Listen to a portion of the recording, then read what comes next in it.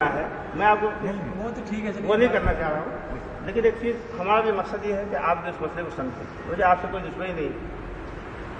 تو ایک چیز ہے آپشن، جیسا کہ اللہ کے نبی صلی اللہ علیہ وسلم نے خود فرمایا، اور سارے انبیاء کی دعوت اسی لیے ہے۔ قرآن پڑھیں گے وما ارسلنا من قبلک من رسول الا نوحی الیہ انہ لا الہ الا انا فاعبدون، کہ ہم نے آپ سے پہلے جتنے بھی رسول بھیجے سب کے ساتھ ٹارگٹ کیا دیا سب کو کہ اس بات کی طرف بلاؤ کہ اللہ کے سوا کوئی معبود برحق نہیں، سب میری عبادت کریں، سب کو یہی ٹارگٹ دے کے بھیجا گیا۔ اب اس ٹارگٹ کو حاصل کرنے کے مختلف وسیلے ہیں۔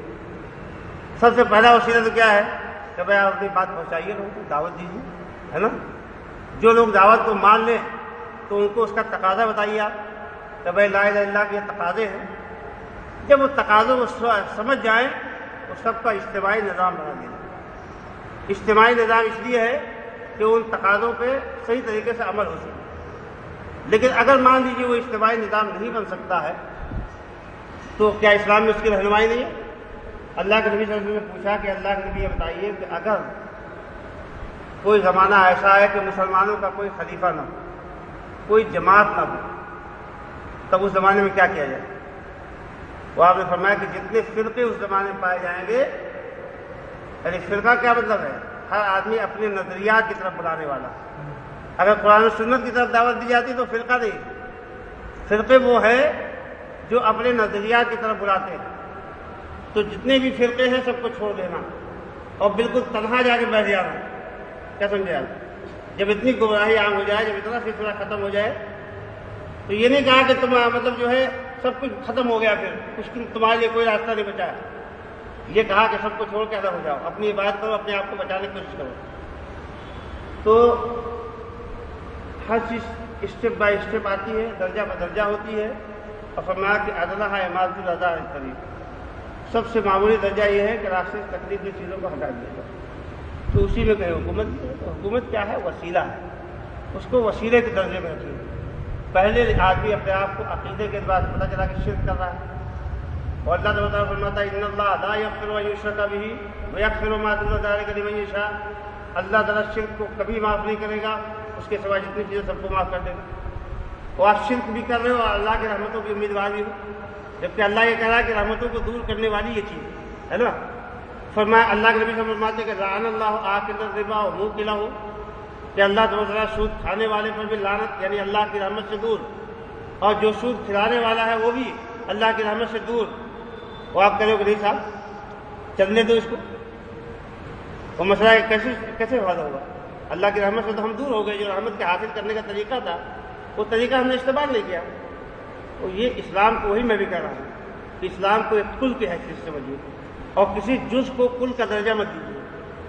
جو چیز جس حیثیت میں ہے اس کو اسی حیثیت میں رکھیے۔ آتی کل ذی حق حقہ، ہر چیز جس کا جو حق ہے اس کو اس میں رکھا جائے۔ دیکھیے اس کے لیے مشہور حدیث حضرت سلمان کی، جب وہ حضرت ابو درداء کے یہاں گئے تو وہ نماز پڑھنے بھاگ رہے تھے، انہوں نے کہا نماز مت پڑھو، سو جاؤ۔ وہ روزہ رکھے ہوئے تھے، ان کا روزہ توڑوا دیا، کہا کھانا کھاؤ۔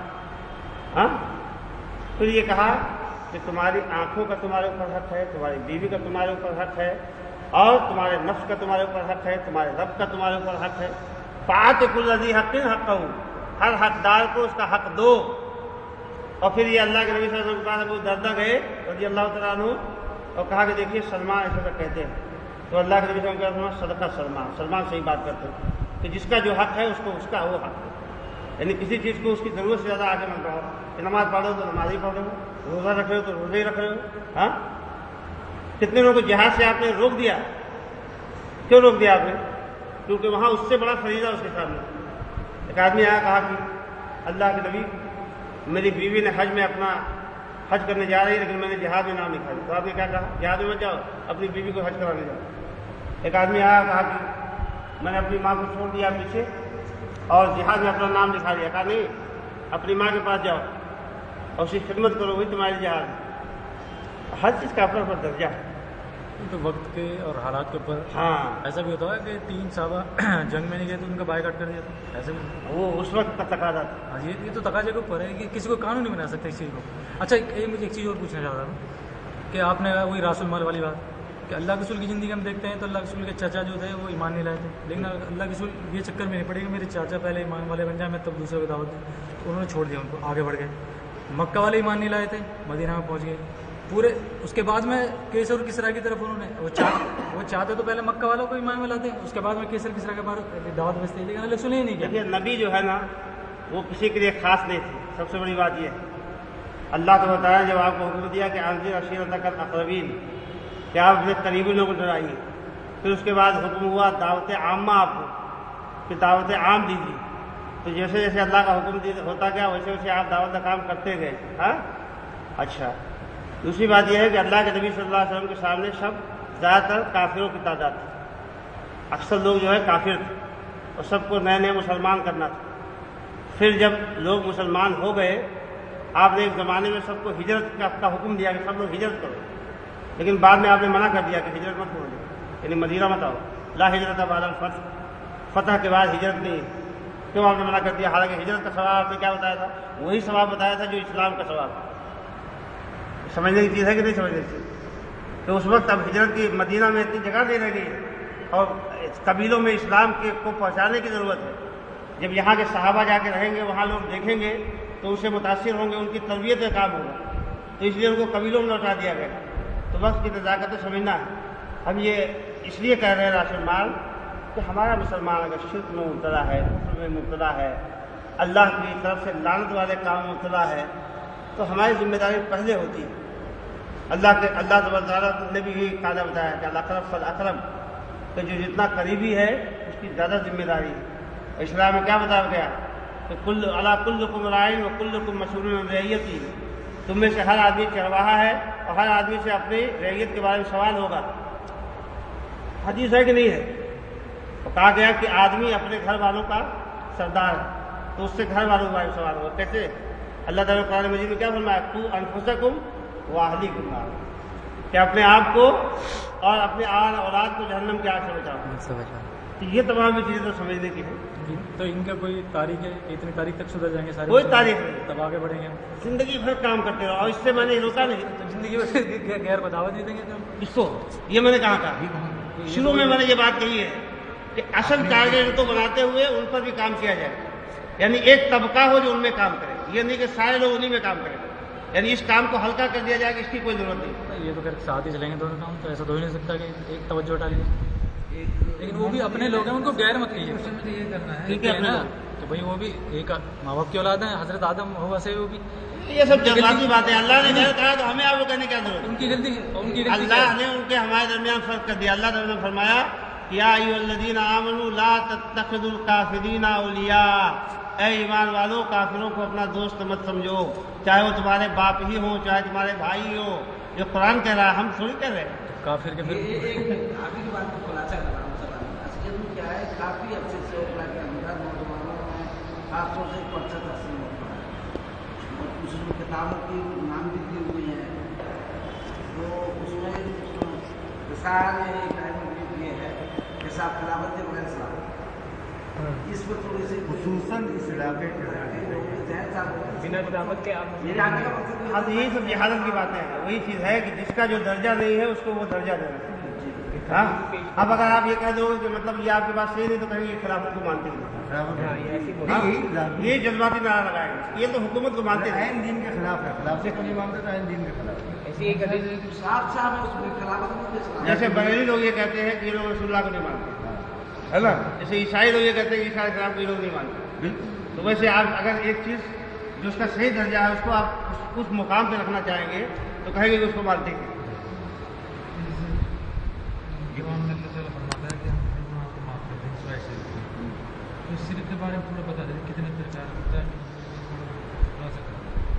دیکھیے کیا ہے کہ ہر وہ کام جو اللہ کے لیے کرنا چاہیے اس کام کو اللہ کے سوا کسی اور کے لیے کیا جائے تو وہ شرک ہے۔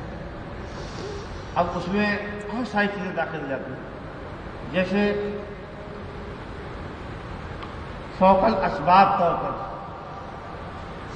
کسی سے کوئی چیز مانگنا جو ہے کوئی آدمی دینے کی طاقت رکھتا نہیں، اس لیے کسی سے مانگنا جائز نہیں۔ فوق الاسباب طور پر صرف اللہ تعالیٰ ہی دے سکتا ہے۔ सबब के तहत तो हम एक दूसरे से मांग सकते हैं कि भाई आप ये मोबाइल हमारे हाथ में दे दो, ये सबब के तहत, क्या समझे, या भैया जरा मेरे लिए खाना लेते आओ, ये सब चीज़ें क्या है, ये सब तहत असबाब।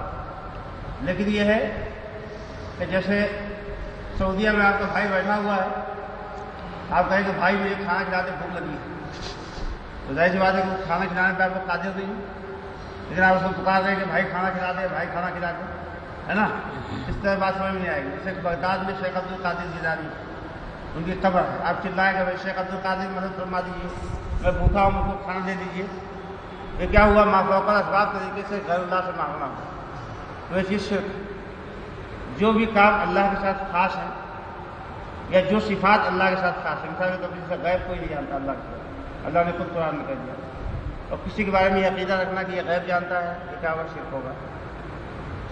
अल्लाह से के लिए इबादत, नमाज, रोज़ा, कुर्बानी, नज़र, मिन्नत, ये सब अल्लाह के साथ खास है। गैरुल्लाह के साथ अगर ये सब काम कोई करता है, ये सब क्या होगा, शिर्क हो जाएगा। एक इजमाली तारीफ इसकी की जा सकती है। अब तफसीली तारीफ जितने भी वाक़यात सामने आएंगे, तब जो है उसको मिसाल के तौर पर कोई आदमी कब्र के सामने नमाज पढ़ा, ये शिर्क भी हो सकता है, बिदअत भी हो सकता है। बिदअत कब होगा, जबकि वो नमाज अल्लाह के लिए पढ़ रहा हो, लेकिन उसका अकीदा ये हो कि यहाँ पढ़ने से ज़्यादा बरकत है, तो भी ये इस्लाम में हराम है, मना, लेकिन ये चीज़ क्या है, बिदअत। लेकिन कोई आदमी ये सोच रहा हो, ये इसलिए नमाज पढ़ रहा हो कि मैं पीर साहब के लिए नमाज पढ़ रहा हूँ, ये क्या है, शिर्क अकबर। तो दोनों फर्क। तो ये तमाम चीज़ें भी समझने की होती है कि एक चीज़ शिर्क हो जाती है, एक चीज़ बिदअत। एक चीज़ ये है कि आदमी कब्र के पास जा रहा है, दुआ किससे कर रहा है, अल्लाह से कर रहा है, लेकिन ये सोच रहा है कि कब्र के पास हमारी दुआ जल्दी कबूल हो जाएगी, ये चीज़ क्या हो गई, बिदअत हो गई। लेकिन कब्र के पास गया और कब्र वाले से मांग रहा है, ये चीज़ क्या होगी, शिर्क हो जाएगी।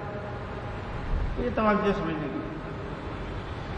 अच्छा, जैसे भी आपने कहा था भाई हमारा दावा भी देखिए क्या है, हम जो बात करते हैं दावे के ऊपर करते हैं, तो और जो जमातें हैं उनके अंदर क्या मसलन तबलीगी जमात के ले ली, ये कैसे है, तो इस बात नहीं शिर्क। देखिए मैं यहाँ सब जमातों के लिए फैसला करने नहीं बैठा, हाँ मतलब मैं एक इजमाली बात कर रहा हूँ, है ना, कि भाई हर एक को जो है किताब और सुन्नत की इत्तिबा करनी चाहिए, हर एक को जो है सहाबे किराम रज़ियल्लाहु ताला अलैहिम अजमईन के फहम के मुताबिक दीन को समझना चाहिए। ये हमारी अपनी दावत है, और हम ये समझते हैं कि जो लोग इस दावत का काम कर रहे हैं वो लोग सही तरीके के मुताबिक काम कर रहे हैं, जो लोग इस दावत के मुताबिक नहीं काम कर रहे हैं उसमें खलल पाया जाता है। हम ये नहीं करें कि वो काफिर हो गए, इस बात फ़र्क को समझिएगा।